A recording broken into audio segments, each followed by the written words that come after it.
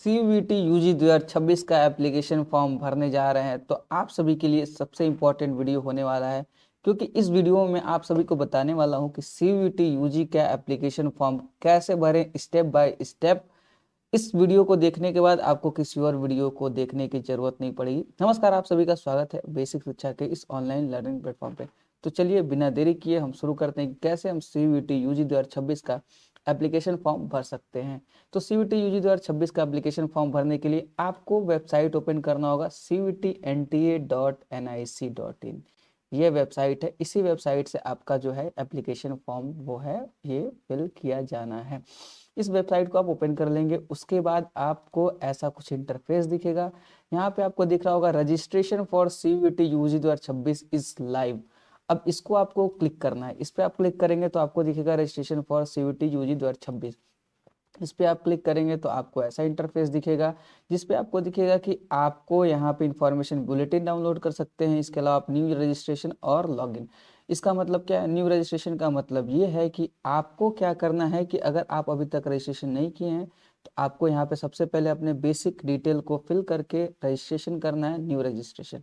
इसके बाद जब आप रजिस्ट्रेशन कर लेंगे तो उसके बाद आपको एप्लीकेशन आईडी और पासवर्ड मिल जाएगा, उसको आप लॉगिन करके यहाँ से आप दोबारा अपने एप्लीकेशन को प्रोसीड कर सकते हैं फॉर्म फिलिंग में। तो सबसे पहले आपको क्या करना ये है कि आपको न्यू रजिस्ट्रेशन पे क्लिक करना है। यहाँ पे आपको बेसिक डिटेल फिल करनी होगी। उसके पहले आपको यहाँ पे क्लिक करेंगे तो आपको ऐसे इंटरफेस दिखेगा। यहाँ पे आपको दिखेगा डाउनलोड इन्फॉर्मेशन बुलेटिन। इसके अलावा आपको दिखेगा कि आपको कितनी फीस लगेगी। इतनी फीस आपको रख लेनी है एप्लीकेशन फॉर्म फिल करने से पहले, यानी कि जनरल कैटेगरी के लिए 1000 रुपये प्लस 3 सब्जेक्ट के लिए, प्लस 400 एक्स्ट्रा अगर आप सब्जेक्ट ऐड कर रहे हैं तो उसके लिए है। हालांकि मैं आपको बता दूं कि इसमें आपको मैक्सिमम 5 सब्जेक्ट ही सेलेक्ट कर सकते हैं फॉर्म फिल करने के दौरान। तो फॉर्म फिल करने में आपको क्या करना है कि इतने जो अमाउंट है ये आपको रख लेने हैं, ठीक है। इसके बाद ही आपको फॉर्म फिल करना है। हाँ, ये आपको मैं पहले बता दूं कि ये आप वीडियो देखने के बाद आपको साइबर कैफे पे भी जाने की जरूरत नहीं पड़ेगी, आप खुद से ही घर बैठे ही एप्लीकेशन फॉर्म को फिल कर सकते हैं, ठीक है। तो चलिए आगे बढ़ते हैं। यहाँ पे जैसे ही आप इस नीचे स्क्रॉल करके आएंगे तो आपको दिखेगा I have downloaded the information bulletin, मतलब आपने सारे इंफॉर्मेशन बुलेटिन को पढ़ लिया है और सारी चीज़ें देख ली हैं। उसके बाद आप इसको प्रोसीड कर रहे हैं। यहाँ पे आप देखेंगे तो आपको यहाँ पे दिखेगा कि आपको क्या क्या डॉक्यूमेंट्स इसमें लगने वाले हैं। तो आपको बस 3 चीज़ें चाहिए। एक सिग्नेचर यहाँ पे है, वो सिग्नेचर चाहिए जो 10 से 50 केबी के बीच में होना चाहिए। इसमें मैं आपको बताऊंगा कि कैसे आप 10 से 50 केबी के बीच में अपने सिग्नेचर को रख सकते हैं। आपका फोटोग्राफ जो है वो फोटोग्राफ कितने साइज में होना चाहिए? 10 से 200 केबी के बीच में फोटोग्राफ होना चाहिए। इसी में आपको लाइव फोटोग्राफ भी अपलोड करना है, ठीक है। और इसके अलावा अगर आपके पास कैटेगरी कोई सर्टिफिकेट हो तो कैटेगरी सर्टिफिकेट का भी यहाँ पे डॉक्यूमेंट अपलोड नहीं करना है, आपको उसका डिटेल इसमें फिल करना होगा, जिसकी बात हम आगे वीडियो में करेंगे। हालांकि आप अगर डिसेबिलिटी हैं तो आपके लिए उसका सर्टिफिकेट भी अपलोड करना होगा। तो चलिए हम प्रोसीड करते हैं, फिर आगे देखते हैं हमें क्या करना है। तो यहाँ पे आपको क्या करना है, पहले अपना कैंडिडेट नाम जो है, कैंडिडेट नेम, फादर्स नेम, यहाँ पे माता का नाम, डेट ऑफ बर्थ, लिंग जेंडर, इसके बाद आपका अभ्यर्थी का नाम, पिता का नाम, मतलब दोबारा यही सारी चीज़ें दोबारा कंफर्म करके आपको फिल करनी है। डेट ऑफ बर्थ, लिंग आपको यहाँ पे भरना है। फिर आपका जो वर्तमान पता है वो वर्तमान पता आपको फिल करना है, ठीक है। लोकेलिटी, सब लोकेलिटी ऑप्शनल है तो इसको आपको फिल करने की ज़रूरत नहीं है। कंट्री जो आपका है कंट्री आप फिल कर सकते हैं, ठीक है। इसके बाद ये सारी चीज़ें फिल करने के बाद आपका पिन कोड जो होगा, डिस्ट्रिक्ट जो होगा वो डिस्ट्रिक्ट आप फिल कर सकते हैं, ठीक है। पिन कोड आप फिल कर लीजिए, ठीक है। इसके बाद आप अपना ईमेल आईडी आप वही रखिएगा जो आपके फ़ोन में होगा।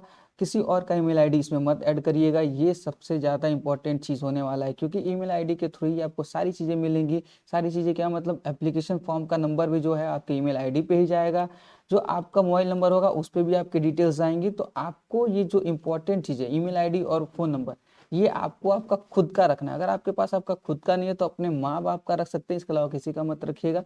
नहीं है तो ईमेल आईडी आप क्रिएट कर लीजिएगा, जिसका आप पासवर्ड सारी चीज़ें एक जगह कहीं लिख लीजिएगा, ताकि आपको फ्यूचर में कभी इसके लिए दिक्कत ना हो। इसके अलावा आप यहाँ पे अगर सेम एड्रेस आपका है तो सेम एड्रेस, या फिर अगर कोई प्रेजेंट एड्रेस है तो प्रेजेंट एड्रेस यहाँ पे आप फिल कर सकते हैं। अगर सेम है तो सेम पे क्लिक करके आप यहाँ पे फिल कर सकते हैं, ठीक है। इसके अलावा यहाँ पे आपको पासवर्ड बनाना होगा। पासवर्ड आप क्या बनाएंगे? पासवर्ड हमेशा आपको बनाने के लिए क्या करना होगा, यहाँ पे देखिए पहले लिखा हुआ कि 8 से 13 कैरेक्टर के बीच में आपका पासवर्ड होना चाहिए।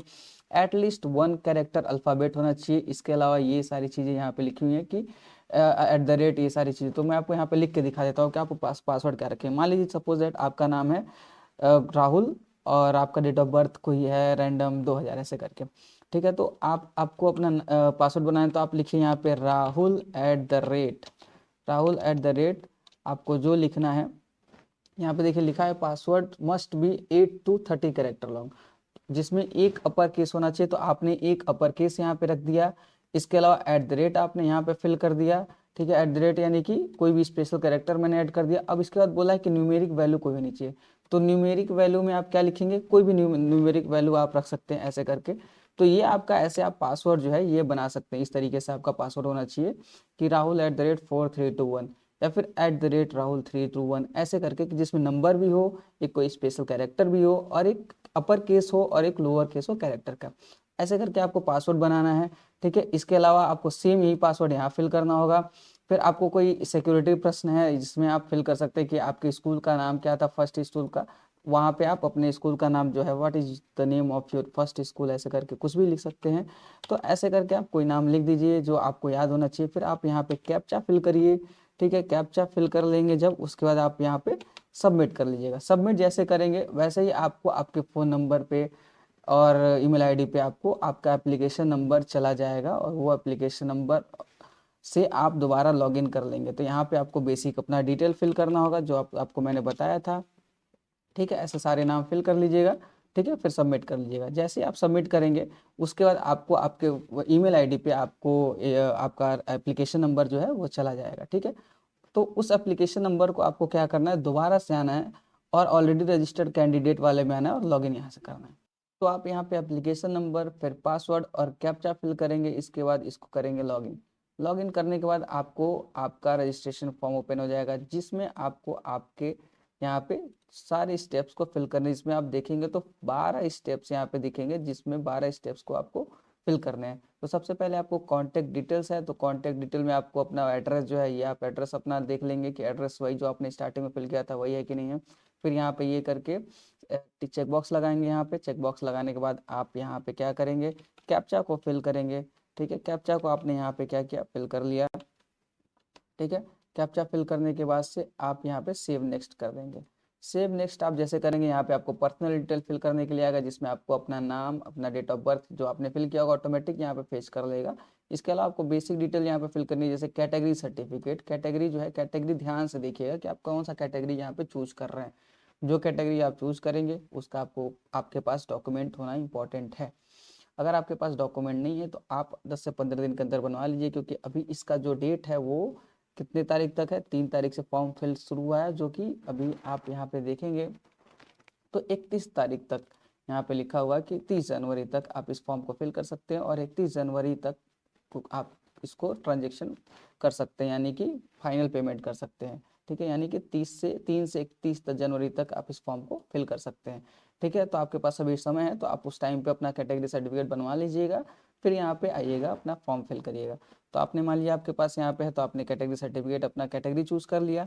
इसके बाद आपको यहाँ पे चेक बॉक्स पे यस लगाना है, ठीक है। अगर आपके पास नहीं है तो आई हैव अप्लाइड वेटिंग कर लीजिएगा, अगर है तो आपके पास यस कर लीजिएगा। उसके बाद आप यहाँ पे उसका नंबर देखिए, आपको मैं पहले बता दूं, कैटेगरी सर्टिफिकेट में कैटेगरी सर्टिफिकेट आपको अपलोड नहीं करना है।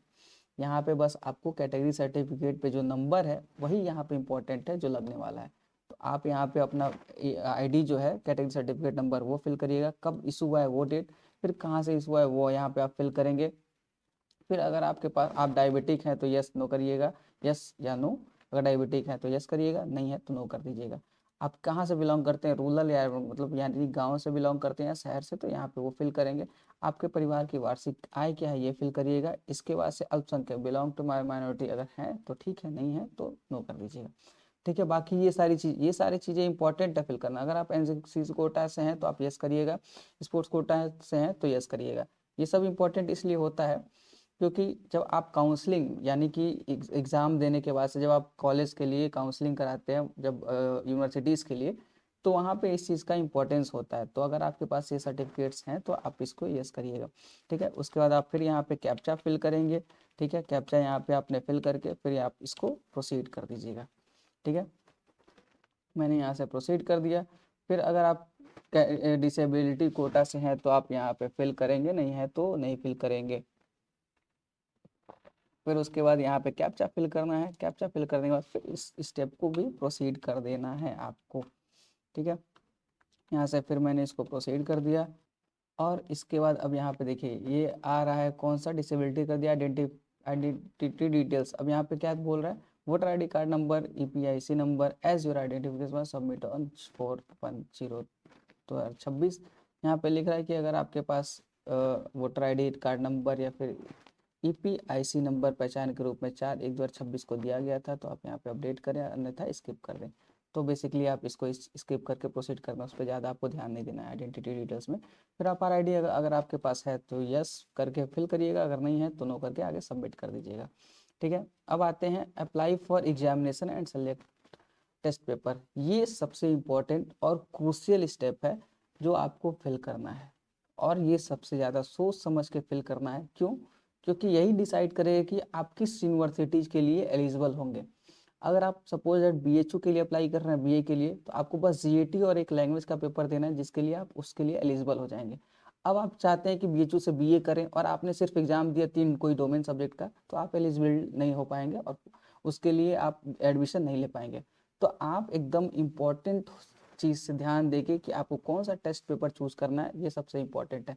आप यहाँ आई बटन पे क्लिक करके देख लीजिएगा कि कौन सब्जेक्ट के लिए या किस कोर्स के लिए कौन सा सब्जेक्ट आपको चूज़ करना है, उस वीडियो में आपको बताया गया। हालांकि मैं आपको बेसिक लेवल पे बता दूं कि अगर आपको जनरल टर्म में यानी कि किसी भी सब्जेक्ट के लिए आप एलिजिबिलिटी चाहते हैं तो आप एक जनरल एप्टीट्यूड टेस्ट, एक लैंग्वेज कोई, और 3 डोमेन सब्जेक्ट जो आपके 12th में था वो 3 सब्जेक्ट, यानी कि टोटल आप यहाँ पे 5 सब्जेक्ट चूज कर सकते हैं। तो आप ये टोटल 5 सब्जेक्ट चूज करेंगे तो आप मैक्सिमम यूनिवर्सिटी को कवर कर लेंगे एडमिशन के लिए। जिस कोर्स के लिए आप चाहते हैं उस कोर्स के लिए आप एलिजिबल हो जाएंगे।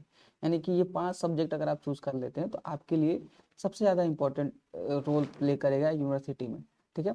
तो आप ध्यान से यहाँ पे टेस्ट पेपर सिलेक्शन चूज करेंगे। आपको मैंने पहले ही फीस बताया था कि 3 सब्जेक्ट अगर आप चूज करेंगे तो आपकी जो फीस है वो कम लगेगी, यानी कि कितनी लगेगी, 1,000 अगर आप जनरल कैटेगरी से हैं तो। और उसके अलावा अगर एक एक्स्ट्रा सब्जेक्ट आप चूज करते हैं तो आपको प्लस 400 ऐड होते जाएंगे। तो इस चीज़ का आपको ध्यान देना, और 5 सब्जेक्ट आप चूज कर लीजिएगा, ठीक है। 5 सब्जेक्ट चूज कर लेंगे तो आपके लिए सेफ जोन में होंगे, इसलिए मैं आपको सजेस्ट कर रहा हूँ, ठीक है। इसके बाद आपको यहाँ पे कौन सा मीडियम में चूज करना है, हिंदी इंग्लिश किस मीडियम में आप पेपर देंगे, इस चीज़ का आपको यहाँ पे ध्यान देना है कि आप हिंदी चूज करते हैं या इंग्लिश चूज करते हैं। अगर आप इंग्लिश चूज करेंगे तो आपका जो पेपर मीडियम है वो इंग्लिश में ही आएगा, लेकिन अगर आप हिंदी में चूज करते हैं तो आपका जो पेपर होगा वहाँ पे वो हिंदी और इंग्लिश दोनों मीडियम में पेपर आएगा। और ये जो पेपर है वो सीबीटी मोड में होगा। सीबीटी मोड मतलब कंप्यूटर बेस्ड टेस्ट होगा। ओएमआर फिलिंग टाइप कुछ नहीं होगा कि आपको एग्जाम सेंटर पे जाना है, पेन लेके जाना है, वहाँ पे ओएमआर फिल करना है, आपको एक पेपर मिलेगा, ऐसा कुछ भी नहीं है। आपको कंप्यूटर पे बैठ के एग्जाम देना है वहाँ पे, ठीक है। तो आपको हिंदी चूज करिएगा, हिंदी चूज करेंगे तो आपको फायदा ये होगा कि आपको इंग्लिश में भी पेपर मिलेगा और हिंदी में भी। इसके अलावा आपको किस सेंटर में, किस राज्य में आपको सेंटर देगा ये आपको चूज करना है कि आप यूपी में, मतलब जहाँ पे आप सेंटर सेलेक्ट करना चाहते हैं। अब इसका ये मतलब नहीं कि मम्मी पापा को झूठ बोल के आप चले गए कि चलिए पापा मैंने मेरा सीयूटी का एग्ज़ाम गया है मनाली, अब मैं मनाली घूम के आता हूँ, वहाँ पे एग्ज़ाम देने जाऊँगा। तो ऐसा नहीं करना है। आप अपने हिसाब से, अपने कंफर्टेबल के हिसाब से कि आपको इंस्टेंट टाइम पे कितना आप ट्रैवल कर पाएंगे, जितना आप कम ट्रैवल करेंगे उतना आपके लिए बेटर होता है। आपको इसलिए कि आप एग्ज़ाम को अच्छे से दे पाएंगे। आप जितना ट्रैवल करेंगे आपका बॉडी उतना थका रहेगा तो आप एग्ज़ाम उतने अच्छे से दे नहीं पाएंगे, आपका माइंड उधर डाइवर्टेड रहेगा। तो आप ऐसा सेंटर चूज करिए जो आपसे नियरेस्ट में हो, जहाँ आप इजीली जा सकें, ठीक है। तो आप उस हिसाब से अपना सेंटर सेलेक्ट करिएगा। अब यहाँ पे आपका पूछ रहा है कि आपके पिताजी का व्यवसाय क्या है, आपके पापा का योग्यता क्या है, आपकी माँ क्या करती हैं, आपकी माँ की योग्यता क्या है, तो आप वहाँ यहाँ पे वो डिटेल फिल कर लेंगे, ठीक है। फिर आप उसके बाद यहाँ पे क्या करेंगे, कैप्चा फिल कर लेंगे। कैप्चा फिल करने के बाद फिर आप इसको प्रोसीड कर लेंगे, ठीक है। आपने इसको प्रोसीड कर लिया। प्रोसीड करने के बाद आपको यहाँ पे क्वालिफिकेशन डिटेल पूछ रहा है कि आप क्वालिफिकेशन डिटेल अपलोड करिए, फिल करिए। अपलोड नहीं करना है तो फिल करने के लिए आपको यहाँ पे 10th और 12th, बस इसी 10th क्लास 10th का डिटेल फिल करना है और क्लास 12th का। तो क्लास 10th में आपने पास ऑलरेडी हो चुके होंगे, किस ईयर में पास हो वो। फिर इसके बाद आप यहाँ पे इक्विवेलेंट, यहाँ पे आप क्या क्या है, फिर ये सारी चीज़ें आपको फिल करनी है, ठीक है। आपने ये सारी चीज़ें सारा फिल कर लेना है, कितने मार्क्स में पेपर हुआ था, कितने मार्क्स आपने ऑब्टेन किए थे, ऑटोमेटिक यहाँ पे परसेंटेज आ जाएगा। ठीक है। आपको यहाँ पे रोल नंबर फिल करना है, स्कूल कॉलेज का कोड फिल करना है। स्कूल कॉलेज पिन मतलब आपका स्कूल किस जगह पे था उसका पिन कोड है, ठीक है। फिर आपके स्कूल कॉलेज का नाम, फिर 12th में भी सेम इसी तरीके से कि स्कूल कहाँ पे था, किस जगह पे था, और कब आपने पास किया। अपीयरिंग में तो अपीयरिंग में आप करिएगा, ठीक है। फिर स्कूल का पिन कोड, फिर उसके बाद आपको क्या करना है, फिर कैप्चा यहाँ फिल करना होगा। कैप्चा फिल करने के बाद से आपको फिर इसके बाद प्रोसीड करना है। सेव नेक्स्ट पे किया, फिर मैंने आगे बढ़ गया। अब यहाँ पे यहाँ पूछ रहा है कि एडिशनल डिटेल में क्या आप जुड़वा हैं और दोनों लोग सीयूईटी का अप्लाई कर रहे हैं या नहीं। तो आपको अगर जुड़वा है तो यस करिएगा, अगर नहीं है दोनों कर दीजिएगा, ठीक है। इसके बाद फिर आपको यहाँ पे क्या करना है, अपना कैप्चा फिल करना है, फिर सेव नेक्स्ट पे करके प्रोसीड कर देंगे। अब यहाँ पे पूछ रहा है emergency contact detail. Emergency contact detail वो होना चाहिए जो आपने अभी तक पीछे फिल नहीं किया, यानी कि जो आपने फ़ोन नंबर स्टार्टिंग में और ईमेल आईडी दिया था वो ईमेल आईडी फ़ोन नंबर यहाँ पे नहीं देना। आपको ये दूसरा ईमेल आईडी और फ़ोन नंबर देना है जो आपका आपने इसमें फिल नहीं किया है। दूसरा कोई दीजिएगा जो इमरजेंसी में अगर कुछ वो एनटीए नोटिफिकेशन भेज रही है तो आपको वहाँ पे भेज सके या कॉन्टैक्ट किया जा सके, ठीक है। इसके बाद आप सेव नेक्स्ट पे करिएगा। अब यहाँ पे आएगा क्या, live capture of photograph. Capture photograph आया यहाँ पे। अब कैप्चर फोटोग्राफ में एनटीए ने इस बार से क्या किया है, सीवीटी में आपको मैं बता दूं कि आपको जो फोटोग्राफ है पहले आपको लाइव फोटोग्राफ कैप्चर करना है कि आप अपना फोटोग्राफ इंस्टेंट वहीं पे कैप्चर कर पाए। अगर आप फ़ोन से फॉर्म फिल कर रहे हैं तो आपको वहीं पे दिखेगा कि कैसे तुरंत कि आपको अपलोड करने के लिए तो आप क्लिक करके अपना सेल्फी लीजिएगा, फोटो खींचिएगा और अपलोड कर लीजिएगा। अगर नहीं है तो आपको क्या करना है, आपको एक स्कैनर दिखेगा। स्कैनर कैसा दिखेगा आपको मैं बता देता हूँ। तो स्कैनर आपको कुछ इस टाइप का दिखेगा जिसको आपको स्कैन करना है अपने फ़ोन में। अगर आप कंप्यूटर से फिल कर रहे हैं तो आपको आपको ऐसा स्कैनर कुछ दिखेगा। आप इसको स्कैन करिएगा, तो स्कैन करेंगे तो आपके फ़ोन में एक कैमरे जैसा इंटरफेस खुल जाएगा। फिर आप वहाँ पे उसको फ़ोटो को स्कैन करके फिर वहीं से आप अपलोड करेंगे। जैसे ही अपलोड करेंगे उसके बाद यहाँ से आप रिफ्रेश करिएगा। रिफ्रेश करने के बाद से आपको फिर से ये जो आपने फ़ोन में अपने स्कैन किया है वो यहाँ पे फ़ोटो दिखने लगेगा, ठीक है। तो ऐसे लाइव फोटोग्राफ को आपको अपलोड करना है। अब इसके बाद आपको प्रोसीड करना है। प्रोसीड करने के बाद आपको क्या दिखेगा, पासपोर्ट साइज फोटो आपको अपलोड करना है, सिग्नेचर और आइडेंटिटी प्रूफ। तो आपका फोटो क्या करना है, अगर आपके पास फोटो नहीं है, ये मैं आपको स्टेप समझा देता हूँ कि कैसे आपको ये अपलोड करना है। तो जो फोटोग्राफ है वो 10 से 200 केबी के बीच में होना चाहिए और सिग्नेचर 10 से 50 केबी के बीच में, और एक कोई आइडेंटिटी प्रूफ है वो 10 से 200 केबी के बीच में होना चाहिए। इस पर आप आधार कार्ड या फिर पासपोर्ट या फिर वोटर आईडी कुछ कुछ ऐसा कोई भी आइडेंटिटी प्रूफ है उसको आपको अपलोड करना है। सारा as a image format upload करना है। आप देख लीजिए जेपीजी या जेपीजी, ये सारा इमेज फॉर्मेट में ही अपलोड होगा, पीडीएफ फॉर्मेट में अपलोड नहीं करना है, ठीक है। तो आपको क्या करना है, अगर आपके पास फोटो आपका है, फोटोग्राफ है पासपोर्ट साइज, तो आप उसको फ़ोन से फ़ोटो खींच लीजिएगा। फिर फ़ोन से फ़ोटो खींचने के बाद से आप उसको रिसाइज कर लीजिएगा 100 से 200 केबी के बीच में। कैसे रिसाइज करेंगे सारी चीज़ें भी आपको बताता हूँ। जैसे मान लीजिए अगर आपके पास फ़ोटो है तो आपको क्या करना है, ये वेबसाइट PI7image.org जो है, इमेज PI7 org, इस पर आपको जाना है। यहाँ पे पासपोर्ट फ़ोटो मेकर पे क्लिक करना है। अब जैसे मैंने क्या किया था, ऑलरेडी एक फ़ोटोग्राफ को यहाँ पे खींच के रखा हुआ है, ठीक है। मैंने उसको क्या किया, अपलोड किया और यहाँ पे क्रॉप पे क्लिक किया। क्रॉप पे क्लिक करूँगा उसके बाद से यहाँ पे क्या करना है, ऐसे मैंने क्या किया, इसको ऐसे क्रॉप किया और सेव नेक्स्ट पे क्लिक किया। जैसे ही मैं सेव नेक्स्ट पे क्लिक करूंगा ये एग्जैक्ट ऐसा पासपोर्ट साइज फोटो टाइप ये बना देगा, ठीक है। बैकग्राउंड भी रिमूव कर देगा। अगर आपको बैकग्राउंड का कोई और कलर चाहिए तो आप कलर चेंज कर सकते हैं, लेकिन यहाँ पे आपको नहीं करना है।